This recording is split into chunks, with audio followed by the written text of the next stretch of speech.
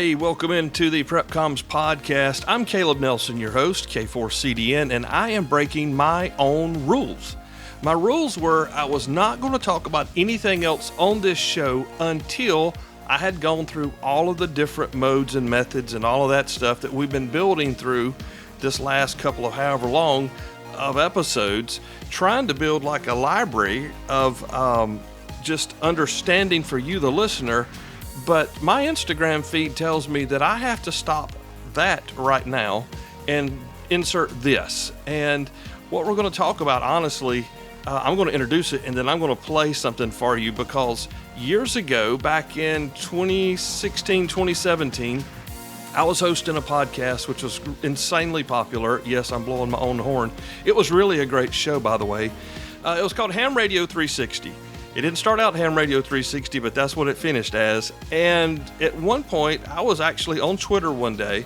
I could not figure out this digital mode called APRS. That's the Automatic Packet Reporting System. It doesn't have anything to do with GPS, although it can be used as a tracker. Okay, get that out of the way. And I'll play this episode for you in a few minutes so you can learn all you need to learn. All right. But I've actually got two episodes, and I'm going to introduce the first one here. And then you can listen to my conversation with a guy named Kenneth back in the day. And then there'll be a follow-up episode where we do like a question and answer. It's a much longer show, but there were a lot of questions. And there's a lot of information that's in these programs that you just can't explain through a Instagram story or even an Instagram post where you've got a carousel. Those posts have done very well, and you guys are very interested in this, like you should be.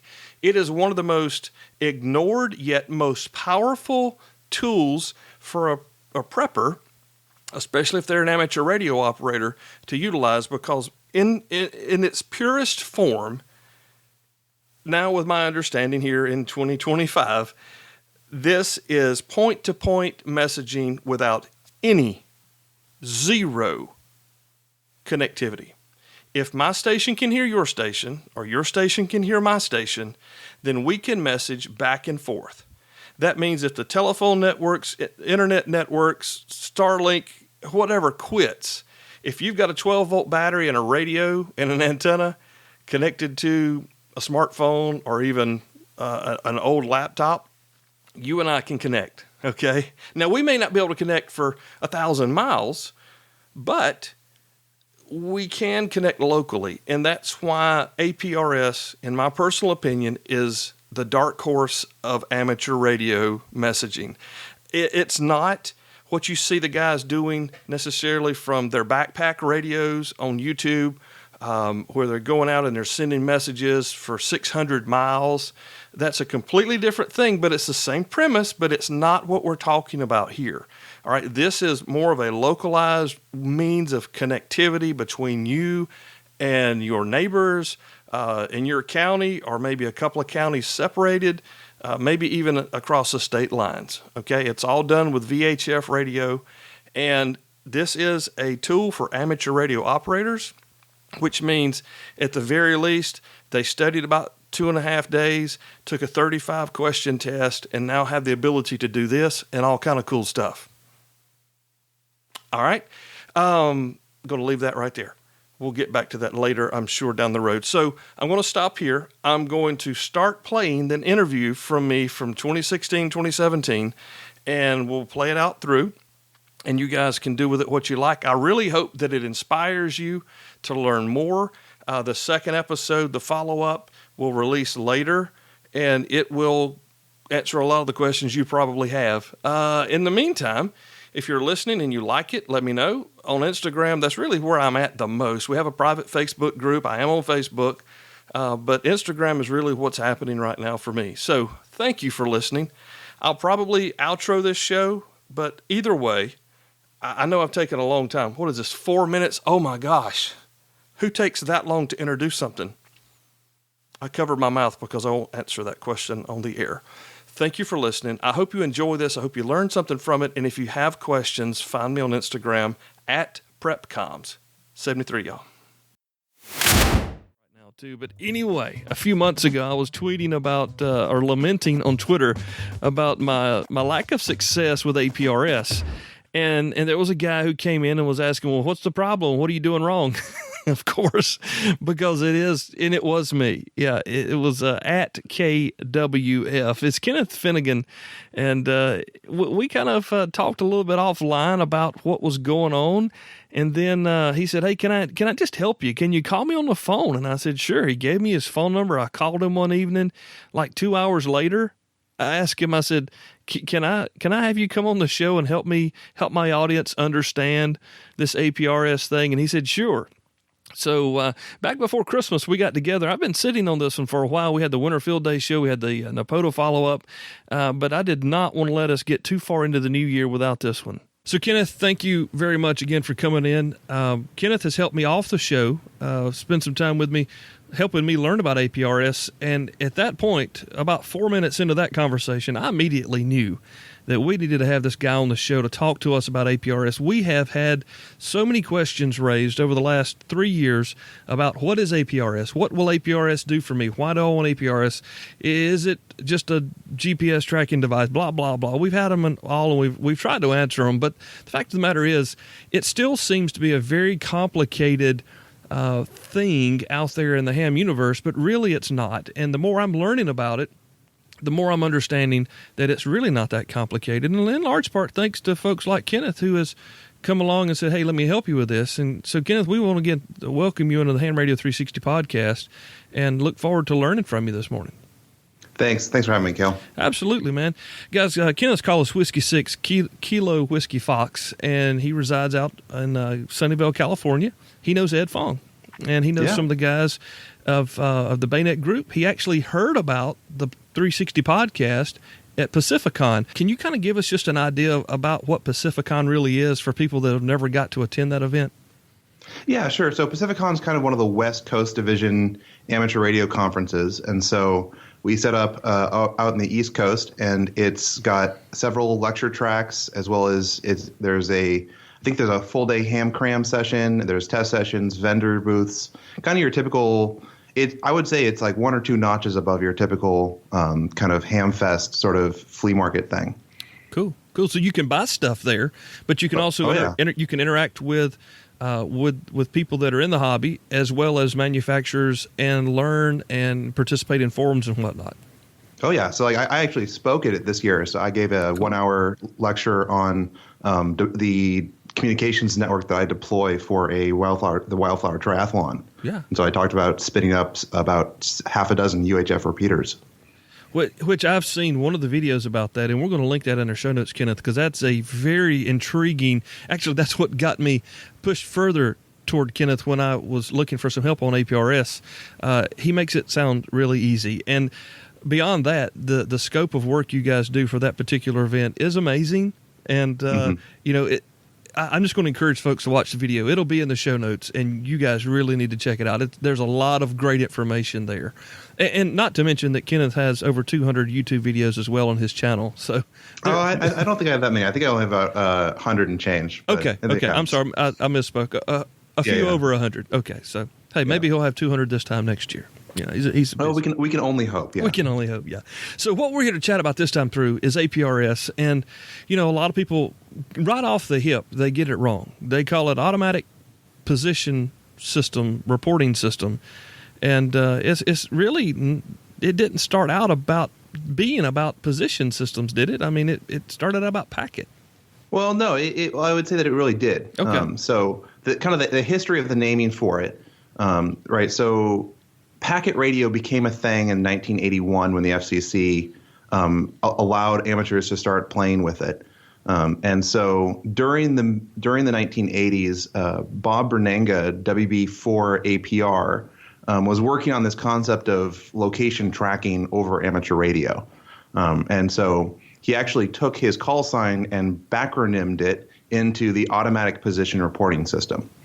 Right. And so it was originally called the automatic position reporting system. Okay.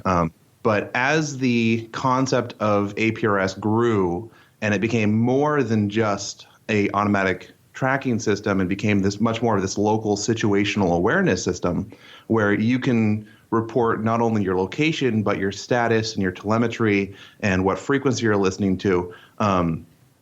He renamed it to being the automatic packet reporting system. So it's not only positions, but everything else. Okay, so it's kind of gone back to its beginnings, really, with how it's used nowadays. Yeah, right. And so it's one of those things where if someone calls it the automatic position reporting system, I won't correct them because they're not really wrong, because the lion's share of the use of it is just for vehicle tracking. But I personally call it the automatic packet reporting system. Okay. And what you said there, already we've got folks confounded when we're talking about showing situational awareness for our local area of operations, showing telemetry and our position as well. You know, APRS to me, it seems at the first blush, it seems so complicated, but at the very end, it's such a simplistic system. And I think it's because as amateurs, we think that it's so much more than it really is because it'll do a lot. So in our minds, we make it harder than it really has to be. Oh yeah. So I mean, the objective of APRS, the killer app for it, is the concept that if you were to have some sort of event or a disaster, or even just in day-to-day life, if you were to take an amateur radio operator and drop him out of the sky into an area, within about 10 minutes, he should be able to, over APRS, collect all of the local situational information on where are the local repeaters, where are the local other hams, where is the command center for this event, where is the local rest stops, where is supply caches. The concept of APRS is that you can advertise all of these different local resources on this one national frequency so that anyone else passing through can listen on that frequency and just become aware of it. Which would be really cool if we kind of did it that way instead of just kind of doing all these other things that some of it's like that and some of it's not and some of it fits and some of it doesn't. It's a perpetual dream, right? We can always hope to get there. Well, the one of the questions I get asked all the time is, why in the world would I want to invest in APRS? What are some of the sensibilities and the good reasonings behind participating in that aspect of the hobby? Well, that really depends what you're trying to do, right? And so I use APRS quite a bit for event support. And so hams that invest in their own APRS equipment are much easier or are much more useful respondents to like working for a parade or something, because we don't, as an event, as event staff, I then don't need to get APRS equipment installed in their vehicles, and during the event, I can follow them around and see them. In a day-to-day operations, I would say that APRS is really kind of interesting because it lets you see the other people around you. And so, like, for example, if you're watching on APRS on your second radio, you can see a new ham pop up who's saying, hey, I'm listening on 146.52. And so you don't need to be listening to 146.52 and all four local repeaters. You can see someone just pop up on APRS and you can go, oh, hey, I can QSY over and talk to that person.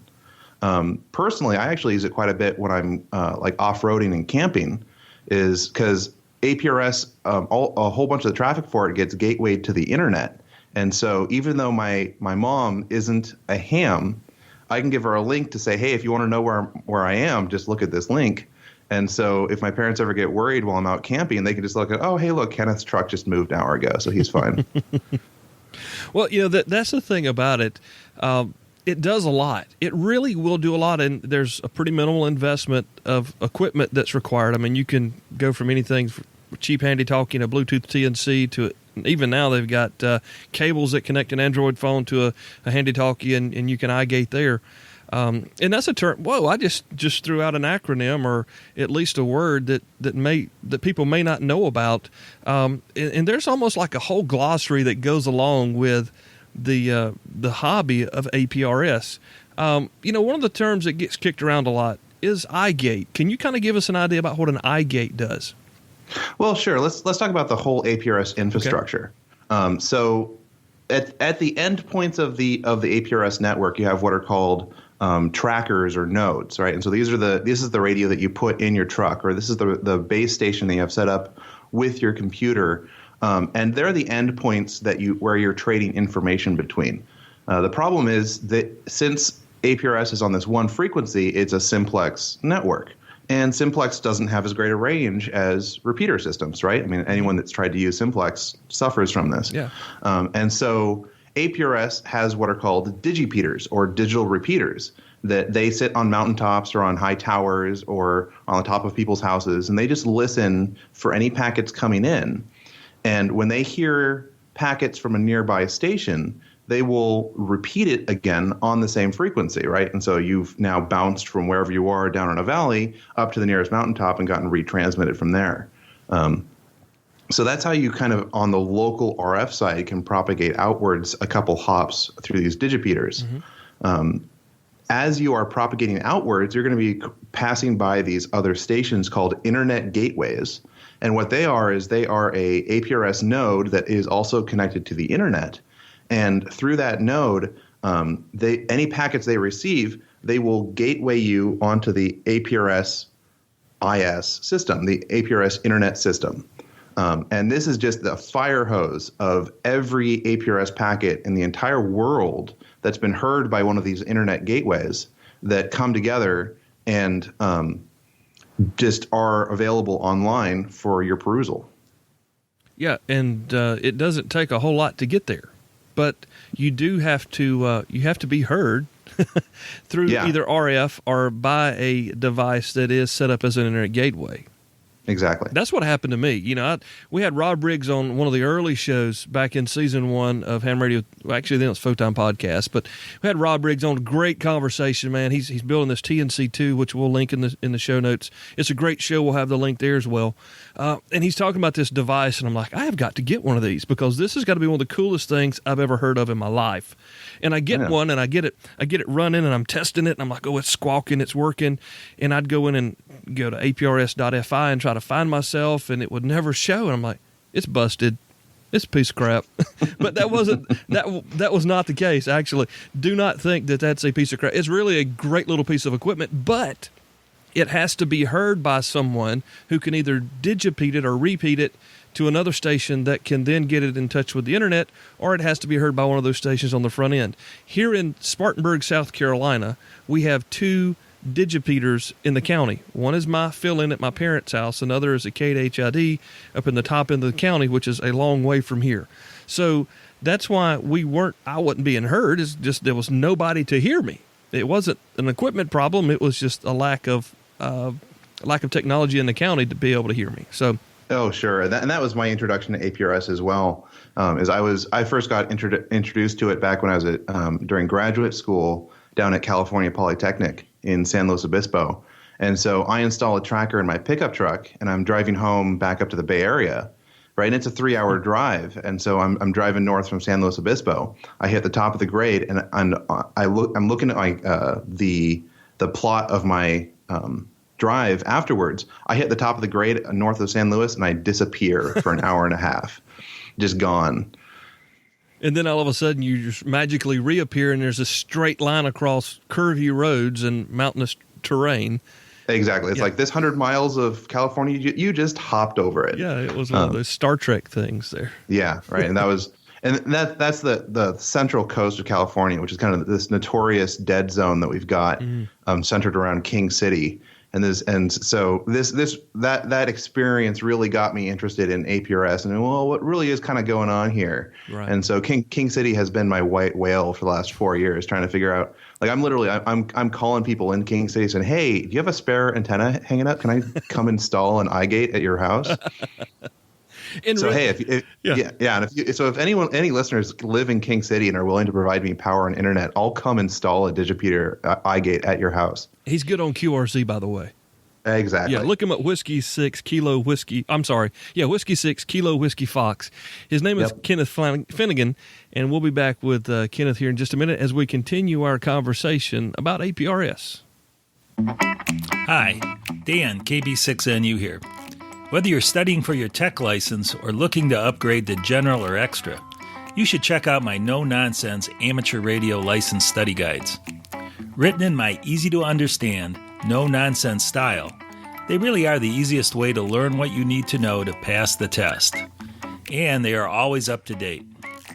The PDF version of the Technician Class Study Guide is free on my website at kb6nu.com/podcast, and all my study guides are available in print, PDF, Kindle, and EPUB versions. Let me help you have more fun with HamRadio. Go to kb6nu.com/podcast and get started today. So we're back with Kenneth Finnegan. His call is Whiskey 6 Kilo Whiskey Fox. He is from Sunnyvale, California, and he's helping me and you learn about APRS, the Automatic Packet Reporting System. And, man, just the first segment was great, learning about some of the terms there and why sometimes it works around where we live and why sometimes it doesn't. What are some other things that we need to consider if we're new into this, maybe some experiences you had learning coming into this as a new ham? Well, I mean, getting into APRS, kind of the hardest question you got to ask yourself is really what do you want to do with it?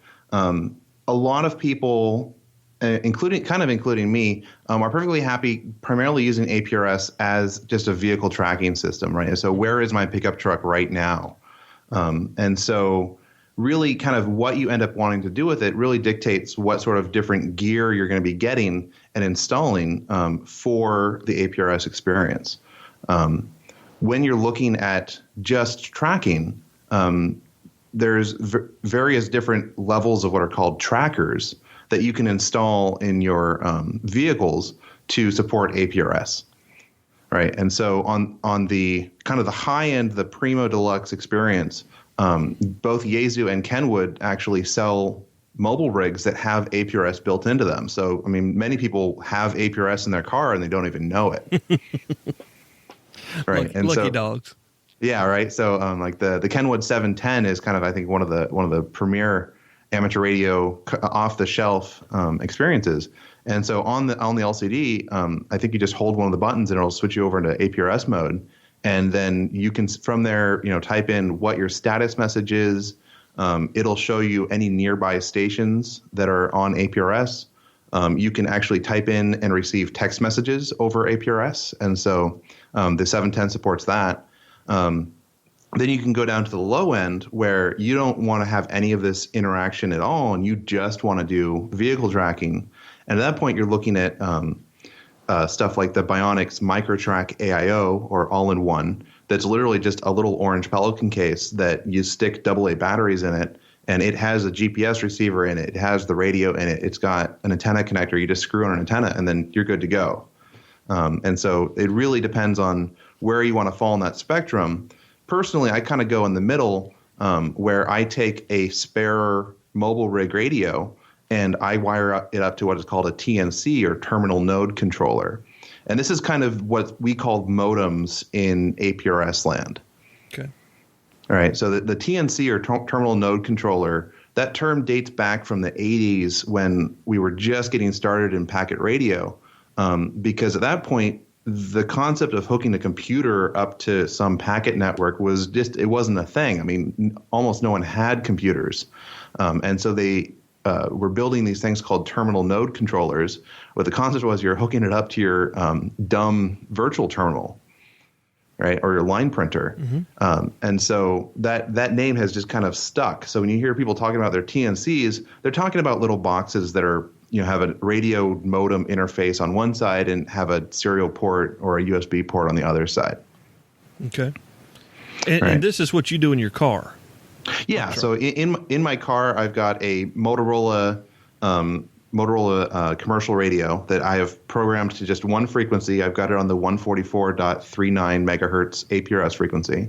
It sits underneath my driver's seat, and on the top of it, strapped to it with zip ties, I've got this little TNC from Argent Data. It's called the OT3M. And so it's got a D-sub connector on the back of it with a little audio cable running to the radio. And then from the serial port, I've got it plugged into a magnetic mount GPS antenna that sits on the top of my pickup, right? And so if you look at my pickup truck, you'll see two 19-inch whips on it. One of them's for my voice radio, and the other one's for this APRS tracker. And then I've got a magnetic GPS antenna stuck to the side of it. Now, I want to stop you there real quick. I know that 2 meters is crazy in the Bay Area, and 440 is pretty hopping as well. 220 is exciting. Do you get any interference across the top of your truck if you're trying to talk on a lower frequency 2 meter repeater or say on 5.2 or anything like that? Do you, when it squawks, do you get any crossover there? Yeah, it's one of those. I regret putting both of the antennas on the top of my pickup truck. Okay. In an ideal world, if you actually use VHF voice communications, you're really going to want to put this second antenna much farther away than just a couple feet away on top of my truck. Okay. That being said, in the Bay Area, VHF is hopping, UHF is hopping. We have no repeater pairs left, right? We're fully booked up here. And so I actually tend to stick almost all of the repeaters I want to talk on have both VHF and UHF inputs. And so I'll typically stick to the UHF side of the repeater. And so that, on the VHF side, I don't have to deal with randomly, the conversation dropping out whenever my tracker happens to beacon. But yeah, that is a problem. And I will, if I get into a good conversation on VHF, I'll typically just turn off the tracker for a few minutes. Okay. Because it's right there under your seat. You just reach down, turn the knob, it's over. Yeah, I've got a little switch down by my radio. Yeah, okay. Well, that was just a question I thought I'd toss in there because that's something, someone may have not considered until they have drilled a hole in their roof. And it may be one of those instances that potentially a front fender mount or a rear deck mount or something might be a little bit better location for your APRS tracker. Oh, yeah. And it's one of those things where, depending on how much power you're running, you're really kind of doing a good stress test on your two front ends. Right. A lot of descents available there. Yes. Yeah. Okay, so you've got it running in your truck, and you're tracking virtually everywhere you go. You're not trying to send messages through this Motorola commercial radio rig. You're just plotting yourself for your friends and family and fellow hams to follow you along. You said the Kenwood radio could message. You could send messages. I'm assuming that, and I say that I'm assuming. I know what it is. I'm asking for our listeners. That's just like a point-to-point text message, right? Yeah. So, APRS supports many different data formats, right? So not only does it support locations, but it supports these messages where you can, from your station, send out a packet and say, send this packet to this other specific station, and here is a relatively short, you're limited to like 67 characters. Mm-hmm. Here is a 67 character long text message that I would like them to receive, right? And it actually, the network supports acknowledgement so that when you send it out, you can make sure that the other person got it because they will acknowledge it back. Cool. And so your radio will actually keep sending it every few minutes until it gets an acknowledgement back saying, okay, I got it. Like, you can stop now. Well, let me ask you this, because in today's society, we're a text messaging society like mad. Is that used often, a lot with amateurs, or are they just going to their iPhones now instead? Oh, I'm sure. It's not going to be anywhere near as good as your iPhones, right? Yeah. But when you're out you're driving along and you see someone new. So when you're driving along and your passenger sees someone new, because you're not using the radio involved while you're driving, your passenger can sit there and go, "Oh, hey, someone just popped up," and all you know about them is their call sign, right? All that's shown up is their call sign, then maybe like a -4 or something, okay. Which is the secondary station ID. And so you'll see a lot of call signs with these numbers after that, and all it means is that on RF, you can have 16 different stations with just your call sign. Wow. And it's just a serial number, right? And so that I have my pickup truck is W6KWF-1. My desktop computer at home is W6KWF with no numbers after it. The digital repeater in my apartment's lab is a W6KWF-15, right? So I just picked different numbers for all of them. Okay. So as you're driving along, all you know about this person is their call sign. And so you can sit right there and type out a text message to them. Hey, what frequency you're on, or hey, all of us are hanging out on this repeater. Like, come, check us out. Mm-hmm.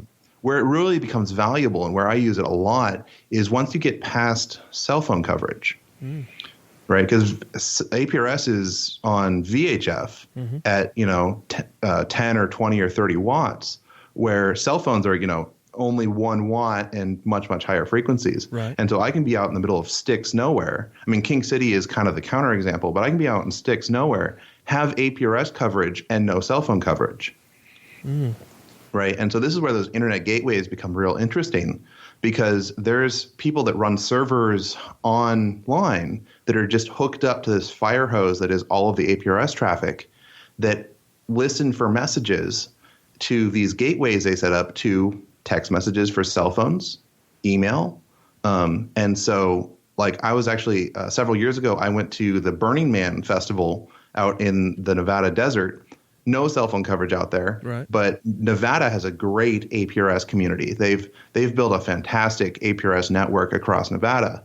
And so I'm sitting in my pickup truck parked at Burning Man, and I'm able to type out. I hooked up a computer to this tracker underneath my driver's seat, and I was able to type out emails to my parents saying, "Hey, I arrived. I'm fine. Like, everything's good. See you in a week." So instead of WinLink, you're using APRS. Yeah. Okay. Right. And it's a shorter form messages. Yeah. So like the email they got was essentially just a subject line. Yeah. I'm alive. But when you're out in the middle of nowhere and you need to get a message to someone, that's really all you need. Yeah. Let's say you were hurt somewhere and you were able to track your coordinates and you could send that.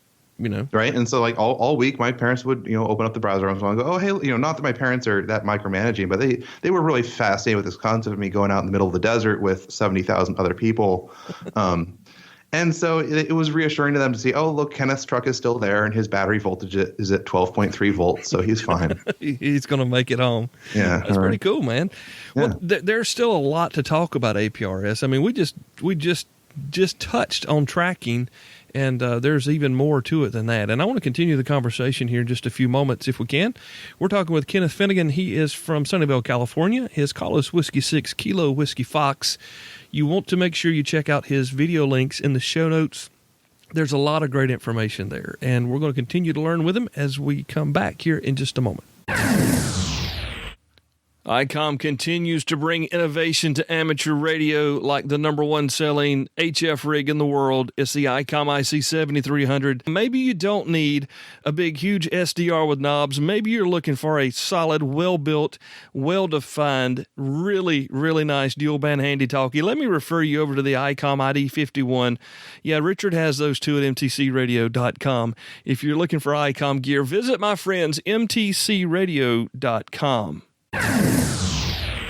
And we're back with Kenneth Finnegan. Thanks again, Kenneth, for being here. We've talked about APRS, why we may want to play there, what it would possibly take, or what type of things you need to have in place before it works good, even how to follow yourself around in your car if you're interested in tracking your position. But, I think that there's still a lot of people out there that visit the APRS websites, that look up APRS on YouTube or in some of the Yahoo groups, and they're just still confused by it all. Why does this have to be so confusing? Well, that's a good question. That's kind of one of the pitfalls of APRS is Bob Bernango, when he originally developed it, he came up with this genius idea because at the time, in the late 80s and the early 90s, that was the end of the bulletin board packet system, right? Because during the 80s, we had this huge nationwide bulletin board system that was phenomenally valuable versus what at that time was the bulletin boards for the internet, because you didn't have to tie up your phone line. Fast forward to the 90s, AOL is becoming a thing, internet's becoming a thing. Everyone's got these terminal node controllers that are no longer really being useful, and they're just kind of sitting on the shelf. So Bob Bernanga's kind of real breakthrough for APRS was this idea that he designed the protocol so that you could just take the existing terminal node controllers, fiddle with a few of the settings in them, and they became APRS nodes. And so it was this very kind of clever hack layered on top of the existing hardware that just happened to be sitting around. Then the next generation of TNCs come out, and they kind of have to figure out, well, what's the layer of hacks that we can do on top of this one to support the same sort of messaging? And then it's just kind of been this 25-year evolution where we've always kind of not really been able to design the protocol so much as kind of figure out how to make the protocol work with what we happen to have. And so it's been this long organic kind of duct tape on top of duct tape sort of growth that kind of makes for a very confusing, hairy ball of a protocol, which over the decades has had several different kind of generations to it, that we can never really say, well, all right, this feature is deprecated, because people still use that feature. And so it's kind of always been this large, hairy ball of kind of confusion. And I can speak from personal experience that's what it has felt like to me, even to the point where I've asked questions in Yahoo groups and would just get this answer basically to the effect of, well, you should know what we're talking about. Almost like, since you're a licensed amateur, you should have the same experience that I have, over 35 years of experience of playing with terminal node controllers, when it's just go read this, and this is about 17 pages long that you have to scroll through, that began in 1997, and you're still reading updates in 2016. That it can be very overwhelming, very frustrating. And like I've told you many times, Kenneth, I've been ready to quit numerous times, but the investment, although it's minimal that I've made, it's still an investment, and I just haven't wanted to let it go. Yeah, sure. And it's that confusion that is got to be just this hazing that we do for new hams getting into getting into the APRS system. So if you're feeling that confusion, embrace it. It means that you're paying attention. Okay. And I had the exact same experience, right? My formative, my introduction to APRS was I put the tracker in my pickup. I drove north out of San Luis Obispo, dropped off the face of the earth for 2 hours. So I then come back and I'm sitting there and going, well, what went wrong? Like what could I have changed? And so I start researching it, right? Because at that point I'm in college. I've got all the time in the world and no money, as any good college student does. And so I start looking into it, and it just, layer after layer of this, and I'm going, oh my God, like, how have we gotten here 25 years later? Mm-hmm. And so at that point, I happened to also just be kind of looking for my master's thesis topic, right? As I was a master's student at Cal Poly. And so I actually decided to do it on APRS.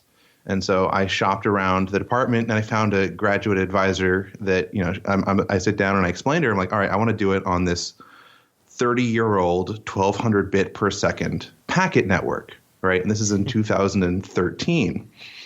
And so she's sitting there and she's looking at it going like, well, I'm not an amateur radio operator. Almost nothing that you said means anything to me. Right. I don't know what this terminal node controller thing is you keep talking about, but, it sounds like an interesting project. So what the hell? Let's do it. Right. And so then for the rest of my committee, I managed to round up all the rest of the licensed professors in our department. And so I went and I did my master's thesis on APRS. That's when you know you're serious about it, folks. Yeah, right. So I now have a master's degree from Cal Poly. My master's thesis topic was examining the ambiguities in the automatic packet reporting system. It didn't end up. It's about 70 pages long. It didn't end up being this kind of great solution to it, but I spent a lot of time digging through all of these old archives and trying to figure out not so much what all the answers were, because trying to answer all of the questions, design questions for a packet network is really much more beyond the scope of trying to just get a master's degree. But I looked at, well, what do we not know? Like, what questions do the next 5 grad students doing their master's thesis on APRS need to ask? Mm-hmm. And there's a lot of tidbits and stuff in this document that I ended up writing. It's not I wouldn't say that it is the handbook for APRS, but anyone trying to get into APRS that's read a few of the mailing lists and stuff, it's a great place to then go and see a lot more of these kind of tidbits collected together. All in one spot, all written within the last 5 years. And yeah. And, I really want to just love and embrace this technology, because here's the fact of the matter. And I've said this on the show before. I'm going to say it again. We really want to be able to have this type of connectivity in this county, to be able to share messaging back and forth, to have it in case of an emergency, to use it for different events that the local clubs participate in. But there's just nothing built here for that. And the brick walls that I find are always built by other amateurs who just kind of automatically assume you know exactly what they're talking about. Yeah, that's for sure. Yeah. So I appreciate you writing. I've got a copy. I've looked at it. I haven't really taken the time to study it yet, but I will, because I am looking to continue to be educated on this. It's to me, I think it's really cool, and it's just one of those things, and you say things in quotation marks. That's another avenue of the hobby that a lot of people don't understand.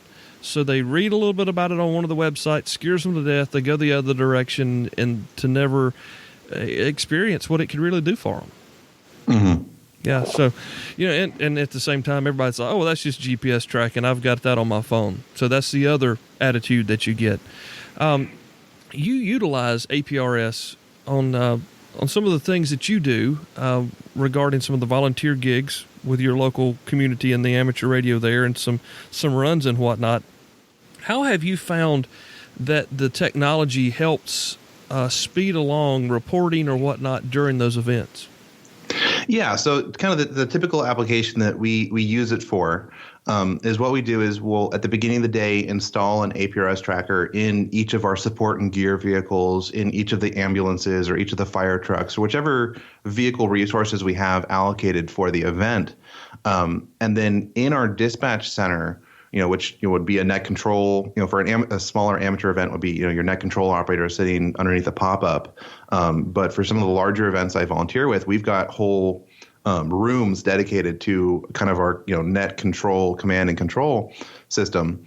We'll have a projector set up with a map of the course, and then each one of these resources that we put a tracker in end up as a little pinpoint on the map, right? And so then when on the radio you get a medical call from, hey, I'm at mile marker 15 and I've got a bicyclist down, all you have to do is you look up at the map and go, well, that ambulance number 3 is the closest one, right? And so what it does is it saves you this kind of asking around for, well, hey, ambulance 1, where are you? And hey, ambulance 2, are you over there?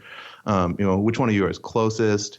You can just look at the map and go, oh, that one's the closest. Call them up, allocate them to the event, and then you're off to the races. Right. And so it's not like APRS solves anything that you can't already solve on voice communications, right? You can ask everyone where they are or kind of keep track of it. Mm-hmm. It's just that APRS makes it so much easier. And so so that I'm going to say it, and Bob Vernengo would hate me for it, but the killer app for APRS is just this vehicle tracking system, right? Every article that Bob starts, he says it is not just a vehicle tracking system, and he's right, it's not. But when you're looking at kind of this event support stuff, the vehicle tracking is 97% of the usefulness of it. I also use when I set up like a remote radio site, right? Because for some of these events, we'll deploy temporary repeaters with a solar panel and a car battery, and so I'll also just kind of sneak in an APRS node there because APRS supports telemetry, right? And so I can sit there and from the comfort of the dispatch center, I can get a voltage reading off of the batteries and off of the solar panel, and be able to see the state of the cooling fan, because that sort of stuff is supported over the telemetry packet. So every 10 minutes it says, all right, this is my battery voltage. This is the state of the fans. Like, this radio site is good. Cool. Well, yeah. I'll give you a real life experience here. We just, back in early October, we had the Hurricane Matthew come up the coast of South Carolina. And I was listening to our linked system, repeater system here in South Carolina. And the guys down on the coast were out and about kind of assessing what was going on during the situation. And one guy called in. He said, hey, I'm here at whatever and whatever. I have a downed tree. And they said, we see you, which alluded to the fact that he was being tracked via APRS. We see you, and we've got the coordinates. We'll pass that on to the local emergency management people. So that was really cool. I heard it. I knew what they were doing, and it was really neat to kind of be like, wow, that worked really quick and really good right there. I could see how well this could work on a bike race, a foot race, any type of event that amateur radio operators support.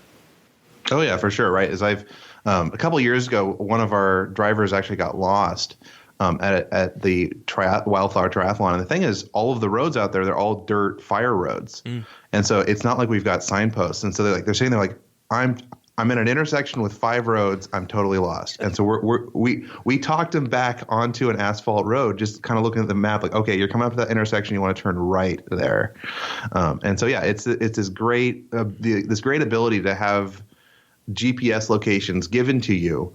Where you're trying to read a raw GPS address coordinate over the radio really is kind of miserable, because you're sitting there like, well, was that an 8 or a 4, right? And so there's just a lot of digits to it, and so that's where the packet radio really is valuable, and just being able to puke all of this, this string of numbers, and then you show up on the map. Yeah, and speaking of the map, guys, you can go right now to APRS.fi and check out what all's happening on APRS. Not just in South Carolina. I mean, you can look at your county, your state, the nation, the world. You just pull around wherever you want to go. It's all there. Whatever's being reported to an eye-gating device is showing up right now live on APRS.Fox India. Oh, yeah. Yeah, and kind of one thing that people do get a little confused about is APRS.fi. That isn't APRS, right? That is just one guy's website that happens to be tied into this fire hose that is the APRS IS, kind of backhaul. And so that was written by a guy named Hezu out in Finland. He collects all of the APRS traffic, he sticks it in a database, and then overlays it onto Google Maps, and it's a really, really clean, great interface. Yeah. When we come back, if we can, I want to talk a little bit about using APRS from your shack and why someone would want to do that and how to make that happen. If that's good with you. Yeah, sure. All right, we'll be back with Kenneth Finnegan, his call again, Whiskey 6 Kilo Whiskey Fox. He's good on QRZ. And we've got a lot of his links on our show notes here, as well as some links to his videos on YouTube. Back in just a moment, HamRadio 360 podcast. I think I can speak for George and Jeremy both that we adore hearing from our audience. It's always cool to catch up with you guys and to see what's going on. It's really exciting, too, when you get the emails, hey, I was just licensed. I just passed my test. The reason I decided to get into ham radio was I found this podcast, and you guys inspired me. Thank you so much, and wow. How humbling is that? How cool is that? And I've got a request for all you new guys and gals out there. If you've recently gotten your technician's license, let's say since December 1, 2016, now if you've been licensed between now and December the 1st, 2016, please message me, email, text, whatever. Email's preferred because I'm an older guy. Kel@hamradio360.com. If you're a new technician licensee, you've just gotten your tech license between December 1st and now, please email me. I've got some questions to ask you and maybe some ways that I can even help you. Kel@hamradio360.com. So we're back with Kenneth, and, I've said it, probably too many times during this program, but I'm trying to get APRS working around here. One of the things I really want to be able to do is sit in my shack and look at a computer monitor and have it show me what's happening around me on APRS. And that's really not a big deal as it sounds, is it? No, that's exactly what it was designed for. Right. And so the easiest answer to that is, you just pull up APRS.fi and you zoom in on wherever you are. Mm-hmm. Right. But, I think at your place, you don't even have internet access out in the middle of sticks nowhere. Yeah. And so that's where APRS on the RF side really becomes valuable. Right. And so to get someone started in APRS from a base station side, what you're looking at is you just have to find a spare VHF radio, ideally one that's got nice interface pins on the back of it. So I think I know particularly Yaesu, but a couple of the radios manufacturers have been trying to standardize on that little mini DIN 6-pin. Mm-hmm. And so you find one of those, a VHF radio, you hook it up to antenna, you wire that up to a terminal node controller.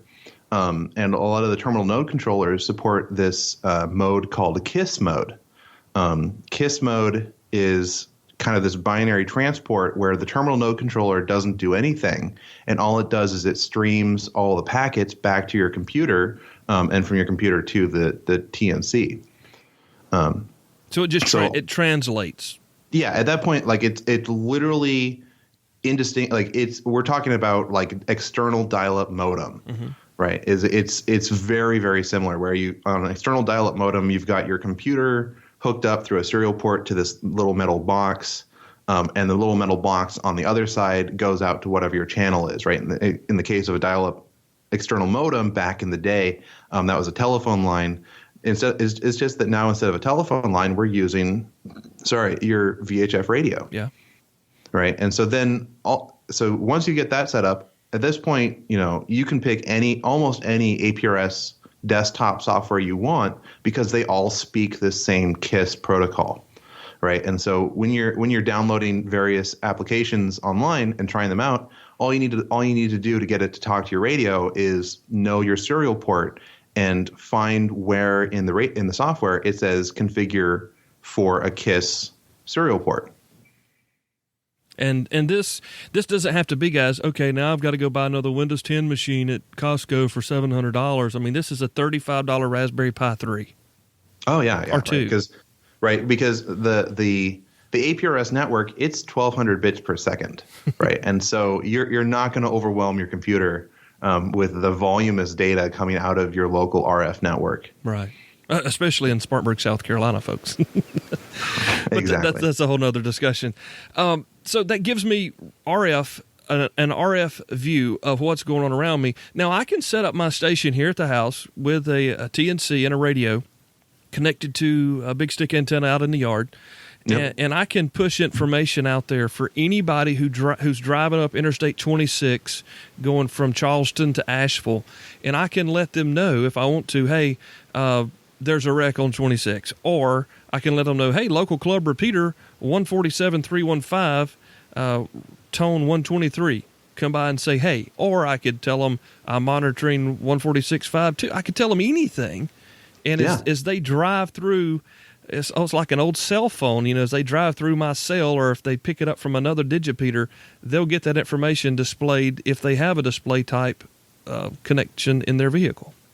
Yeah, right. And so that brings in a new APRS format that we haven't talked about yet, which is called objects. Okay. Right. And so the APRS location packets let you give your own GPS location, and then it gives you a little bit of space at the end to say a status message. So like I'm listening on this frequency, or I'm having a great day, or whatever you want to say. HamRadio 360 podcast is my favorite. Exactly, right? You could set up your tracker to say that. And so, so typically for like a base station, you'd be beaconing that every 10, 15, or 30 minutes, saying just, this is my location, this is my status. Mm-hmm. But when you then want to start talking about these other abstract resources that are other places in the network than where you are, you would put out what are called objects. And so an object packet comes out of your radio saying, all right, so Cale has beaconed this object that has this name, right? So you could, call it, it's like a nearby object that I could beacon here would be like, I'm one of the trustees for the W6 TDM repeater. And so I could say the W6 TDM repeater is in this general location, right? And so if you want to give it an exact GPS location, you can do that. If you want to say that it's just in this vague vicinity, APRS supports that as well, as you can give the location any level of certainty that you want. Okay. And so you can say in this vague vicinity is the W6 TDM repeater, and it is on. And then there's a specific format on APRS for frequencies, right? So you can specify it is on 440.150 megahertz. It has a positive 5 megahertz offset. It has a 100 hertz PL tone. And so in the ideal case, and this is a feature that isn't really well tested, anyone driving through and their radio, their Kenwood, 710 radio receives this packet, ideally what they should be able to do is just say, yeah, I want to go to that repeater. They can just click on it and it'll take it to them. Mm. It's not a well-tested feature. Ironically, for someone who did his master's thesis on APRS, I own relatively little off-the-shelf APRS gear. So I've actually I horse trade with people that have spare Kenwoods and Yeezys. Like, hey, can I borrow your radio for a few weeks? I need to do some testing on it. And so it's not a well-tested feature, but that's kind of the concept, right? And so if there was an accident that showed up, you could, depending on the software, it's a completely different interface for how you add them, but you can somehow add this new object that is for that other pinpoint that you want to put on people's maps. Nice. Yeah. So it's a continually evolving technology. Oh yeah, right. It's one of these things where the standards committee, and that's a very generous term for what it is. It's a bunch of us on a mailing list. We're very adamant that you can do whatever you want with APRS, which has the disadvantage that you'll see a lot of the documentation kind of deliberately not give you specific guidance on, well, what routing path do you use and what aliases should you respond to? Right. But it gives you this great flexibility that if you want to run it as if for your group you only want to run it as a vehicle location system, you can just run it as a vehicle location system. If you want it to be this great local situational awareness system where you can advertise all the local repeaters and you can advertise where the local monthly amateur radio club meeting happens, you can advertise that, right? So you can place a pinpoint for, hey, we've got tonight we're doing our club meeting. Golden Corral. Right. Or, hey, every Sunday, a bunch of us hams kind of just meet up at the local Denny's and, have breakfast. Right. That sort of thing. You can put that pinpoint on the map. And that APRS supports that. Right. And so it's a very, very flexible protocol, which is kind of, both the good and the bad of it. Well, let me ask you this, because let's say somebody's like, oh, this is it. Kel has convinced me. Kenneth has told me what I need to know. I'm jumping in head first. I'm buying me a tracker. I'm putting it in the car, and I'm ready to go. Okay, so that's one person. We're going to hear that. We've kind of covered those guys pretty good. What about the person who wants to maybe do a little something more in depth, and they are aware that there's APRS in their area? Would it be in their best interest to find someone that's involved in the local APRS network to help them set up their paths? And you can explain what a path is if you want to, but help them get those things nailed down properly to match what happens in their local area. Yeah. So, one of the difficulties of APRS is that it is so flexible that most areas have kind of developed these local coordinating groups and kind of their own little special interests mailing lists. So for example, for California, California is a very different beast when it comes to APRS than when you're out in the Midwest or on the East Coast, because we have these 5,000-foot mountains. And when you have a digipeater on the top of a 5,000-foot mountain, you just don't need any more digipeaters in the local area anymore. Right. And it's one of those questions where even people in California will disagree with that statement I just made, because it's a very sticky situation for how do you design your local network. Right. And so I cannot encourage people enough to find your local Elmers to kind of walk you through, well, this is, kind of, and have them do a sanity check on, well, this is what you have set up. Like, does this make sense? Does this not make sense? That sort of thing. You're going to get a lot of support at the local level for that. So, it's one of these things where it's kind of a blessing and a curse when new hams get really excited about APRS and they set up their own digipeater on top of their house, because maybe 3 other guys have also gotten really excited about it and set up digipeaters real close to that. Mm-hmm. And so you will get some sort of you will get some kinds of interference there. And they're all running 75 watt, Yaesu 2900s or something.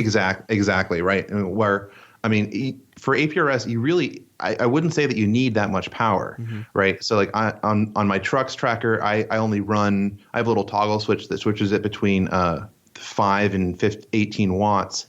Right. And 20 watts is pretty high power for a digipeater. In California in particular. Mm-hmm. But yeah, at most we're talking about maybe you're running your radio at medium or maybe at 50 watts at the most. Yeah. Right. And so it's one of these things where you need to, if you want to get more into it, you start getting involved with a local working group to set up the local infrastructure. And if you don't have one of those, you create it yourself. Yeah. Right. And so how the two of us first started talking about this was the fact that you have almost no APRS coverage locally at all. Yeah. Right. And so this kind of the reason why you started talking to me is because, while working on my master's thesis for this, for my master's thesis and all of these experiments I was running, I started using one of the digipeater software packages called APRX. Right. So that's Alpha Papa Romeo X-Ray. Mm-hmm. APRX is a Linux-based digipeater software, right? And so it's designed so that you can take a terminal node controller in KISS mode, and you can take, even just a Raspberry Pi running this APRX software, and it'll act as a digipeater, right? And so I started using that a lot. And the guy who originally wrote it, Matti, he had this problem that real life is much more important than amateur radio, and so he had kind of it was suffering from a kind of a lack of ownership. And so I talked to him a few times, and he's like, and he actually was more than happy to have me take over ownership for maintaining APRX, right? And so if you go look up APRX, I'm actually the current maintainer for it. Nice. And so if you wanted to set up a digipeater in an area, you could use APRX running on a Raspberry Pi or any sort of computer running Linux, and have it as acting as your local digipeater or internet gateway. Which is sweet, because just the other day here on Twitter, was it Twitter or Facebook? I think it was Twitter, because you were there, and someone mentioned, hey, if you're going to put up a dual band antenna for your UHF repeater, Kel, that's an excellent opportunity to put a iGate there at the fire station with your repeater and run them at the same time on the same antenna. Oh yeah. As I several times, all the time, I will set up a dual band, like an X50 diamond antenna, and drop it out to a diplexer, because all the repeaters I use are UHF, and so I drop the diplexer out, and I make sure I have one radio that's sitting on my UHF repeater, and I make sure not to tune it to VHF because the VHF side of the diplexer is going into an APRS internet gateway. So what we're saying here, folks, is in addition to the K4CDN repeater, Kel's going to put, and I'm going to beg Kenneth to help me, put an iGate there as well for APRS. And that's the awesome thing about an audience and having, and this from YouTube, you get some of the best ideas from the people you surround yourself with. And I mean, you talk about out of the blue, it's like, I never even considered that. And I've got the X50 antenna here to go up for the repeater. And yeah. I didn't cross my mind. Now I got to buy a diplexer, which will probably happen after this call today. Oh yeah. Right. And MFJ makes a pretty decent one that's about $30. Cool. Right. And so like the diplexers are in the scope of the filtering costs that you already have for a repeater. It ends up being real attractive. Nice. So that's, again, here we're talking other projects on the 360 show, but just kind of showing you an additional means of integrating this type of APRS technology into something that you may already have just sticking out there on the tower or the side of the house. You got a dual band antenna. You're a UHF guy like me, so you've got all these, this freedom to use VHF for this APRS thing. Kenneth, what have we forgotten to share with people about APRS? Oh, God, we could go on for 2 or 3 more hours about the minutia of APRS. Well, we may need to come back and do a follow-up show in all sincerity, because I think that more than likely this is going to just spur more questions, which is always great, because I always like to continue learning. Oh, right. And you said it at the beginning, it's real hard. Those of us that are on the kind of the standards committee and that really focus on developing kind of the new conventions for APRS, we're kind of lost out in the weeds as far as the protocol. And so when someone new comes on and is confused about the fundamental parts of APRS, I will admit that we aren't very good at presenting it, right? And so like if someone were to ask right now, well, what website do I go to for a good introduction to APRS? I would have to admit there really isn't one. Yeah. Right. And so, I fully expect people in the audience to send in lots and lots of really great questions that we just kind of glossed over because the two of us have already talked about APRS for a couple hours. I live in this stuff. I spend several hours a week writing emails and documents about it. He wrote his master's thesis on it, folks. I mean, yeah, right. I mean, I wrote my master's thesis and I still put out couple 1 or 2 pages of documentation on it per month. Yeah. As we're kind of continuing to suss out these little ambiguities. So right after I finished my master's thesis, like any good graduate student, I dropped APRS and didn't touch it for 1.5 years because once you've written a thesis on something, you just don't want anything to do with it. Yep. So I gave it 1 year to kind of just sit over in the corner and cool off. But in the last year or so, I've kind of been getting back into it.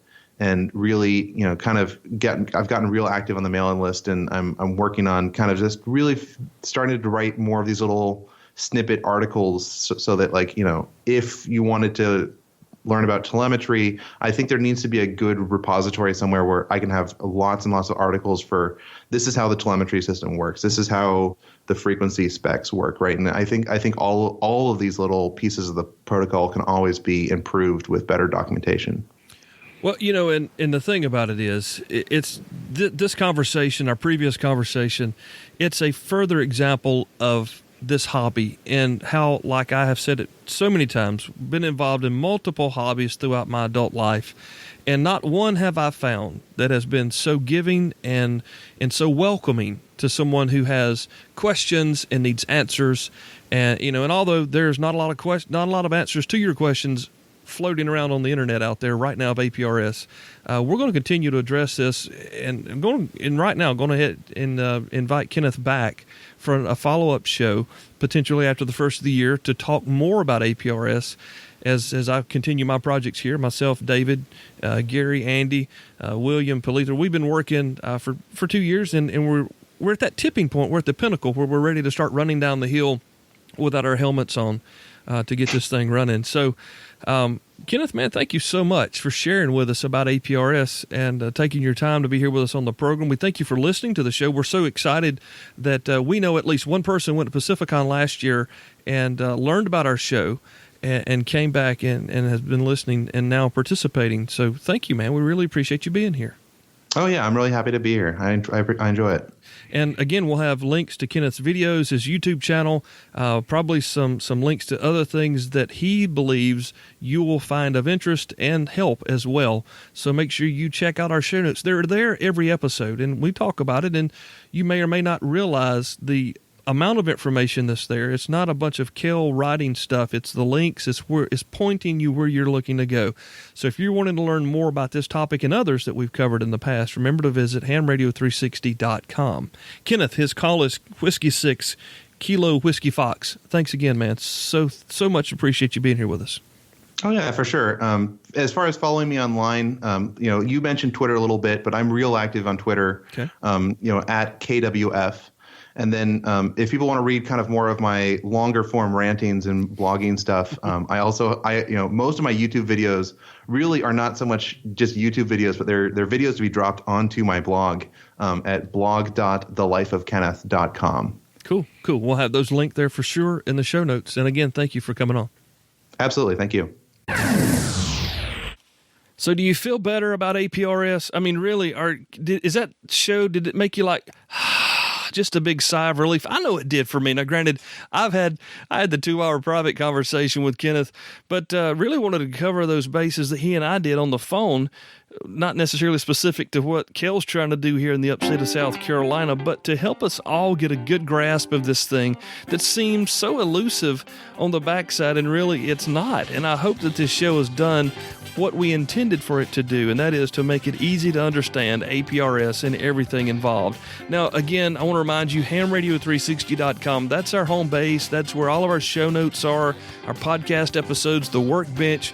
We have content creators listed there that are pushing we got blogs, we have RSS feeds for the podcast. A lot of it's there at HamRadio360.com. So if we went too fast today, or maybe you listen in the car, you can't remember, HamRadio360.com will get you back to what we've been talking about here on Ham Radio 360. Now, I want to again say thank you to Kenneth, who is Whiskey 6 Kilo Whiskey Fox. Man, thank you so much. And I need some more help. We'll talk about that later. But Kenneth, really appreciate you coming on, man. The show was great. The information was awesome. We could probably do another program, and we probably will, as a follow-up as we continue to learn more about APRS. Hey, don't forget our friends at Elecraft.com. It's hands-on ham radio. If you're needing a KX2, KX3, a K3S, some of those phenomenal rigs that you can take out in the field, maybe you can leave them in the shack. They're all there at Elecraft.com. And if you decide to head over that way, which we hope you do, please let them know that you heard about them here on Ham Radio 360. Hey, appreciate you guys listening. Thank you so much. It's always our pleasure to be here with you. We can't wait every week. Winterfield Day is coming up. I'm sure we'll have some follow-up on that on a very, very soon coming show. Workbench is next week. God bless you guys. Thank you so much for listening. 73, y'all. Thank you for listening to Ham Radio 360, brought to you by mtcradio.com. For more information about the program, visit hamradio360.com. Till next time, 73s, y'all.